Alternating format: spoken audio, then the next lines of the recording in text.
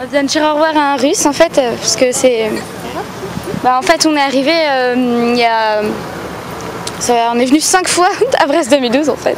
Et ça fait beaucoup quand même, c'était pour les voir parce que on les a rencontrés le deuxième jour et donc ils étaient là et puis ils s'entraînaient pour le défilé du lendemain et donc on a commencé à les filmer et à les prendre en photo et on allait par tous les côtés. Ils étaient un peu gênés parce que ils étaient pris en photo, donc on allait de tous les côtés et puis il y en a 2 qui étaient morts de rire, qui rigolaient et se faisaient un peu gronder. Nous, on se sentait un peu coupable parce qu'ils se faisaient gronder, mais après ça allait et puis ils nous ont dit de revenir le lendemain, on est revenu et après on a échangé des informations et puis on leur parle et puis là ils vont partir donc on vient leur dire au revoir.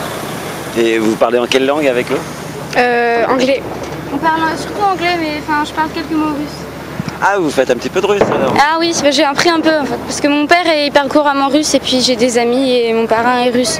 Donc du coup je parle un peu. Et là ils vont partir combien de temps?